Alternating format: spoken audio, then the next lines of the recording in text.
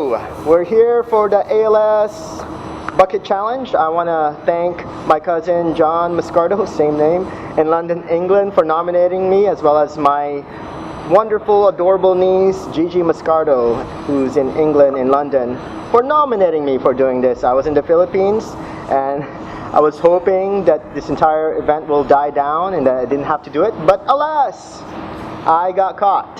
So, yes. And thank you, Brian Klein, for nominating me. I'm going to make sure I do this within the 24 hours to show you. And yeah, this is all for a very good cause for ALS, Lou Gehrig's disease. So make sure you know what's happening, why people are doing this bucket challenge, not just for fun, but for an actual reason. Yes. To get the awareness out. So we're here in beautiful, rainy, muggy, getting dark, sun setting, Seoul, Korea, in the Gangnam district. And I had just come back from the Philippines, and I've noticed that a lot of Filipinos, or a lot of people, it's not really popular in the Philippines to do the bucket challenge. It could be because it's so tropical, it's hard to find ice for whatever reason, or maybe they don't see the relevance as much for whatever reason. And I know Filipinos are very much into a lot of causes. So later on, well, I guess now, I was gonna make another video for it, but I wanted to create an ALS bucket challenge and also ice bucket challenge. Why ice challenge? And so I'm gonna put some rice into this bucket. So the ice bucket challenge. So you don't have to necessarily donate to ALS foundations, but you can also donate to charities in the Philippines like Gawad Kalinga, Bantay Bata, or even the Pushcart Kariton Education by FN Peña, Florida. And we'll have those links in the description if you want to donate to them. Yeah, some information. Education is definitely something I want to be a part of in terms of helping people. And Dave and I are also in the film and education awareness industry, and we're actually working on a documentary called Konglish. That's right. A Journey to Korean. That's right. It's about people, foreign people here in Korea who are learning Korean, just what they did to actually overcome that obstacle of learning it, or their process through it, because it's very difficult, and we know that as well.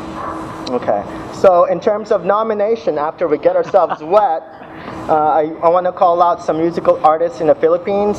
I want to call out David Demuzio. If you haven't done it yet, you can do it, man. If you haven't done it, do it. My favorite Filipino rocker singer, Yang Constantino, and also one of my favorite singers, Nioy Volante. And I don't know too many musical artists there, but I know them and they're really cool. And maybe I can meet them next time I visit the Philippines. Or you can come visit us in Seoul, Korea. I also want to call out some Korean bloggers. My Korean husband. That's right, my Korean husband. We're looking for you. You're going to get wet, man. You're going to get cold. It's going to be awesome. And TTMK, which is? So talk to me in Korean. Yes. And also, another musician friend of ours here in Korea, Sparks. Spark. S-Spark. S-Spark. Yes, so we're looking for you. We're looking for you. You're going to be singing and you're going to be cold for a good cause. For a good cause, that's right. So do it. And I want to call out some friends back in America who are part of the Filipino or FASU or Northwest FASA organization from Gonzaga University or Northwest. My Hawaiian Pacific Islanders crew, HPIC, from Washington. You know who you are. Jolie Guevara, even though you're in the Philippines. Derek Keenan, you're in New York. Brian Delro in DC. Chris Sandoval in Texas. Jen Martinez. TJ Aldon in Hawaii. Justin Camarillo, wherever you are, if you haven't done it yet. Marcus Anguay. And yeah, so you know who you are. HPIC love, FASU love, even across the seas. That's right. And talk to me in Korean. My Korean husband, S-Spark. Musical artist David Demuzio, Nioy Volante, and Yang. So, all right, I think we've talked too much. Also, I want to recognize and honor, rest in peace to Bill Wasmuth, who was a big defender, advocate of human rights in the Northwest.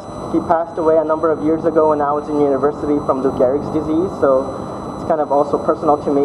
He stood up against a lot of hate, some white supremacist group in the Northwest in the U.S., and it was a source of inspiration for me and to a lot of people in the area. So rest in peace. So let's do this, man. Okay. Count three. Count three. Okay. One, two, three. Wonderful. Whoa. So those we nominated, make sure you look out, Sign up. That's cool. and get the awareness out. I thought Pushcart. I did. You're sticking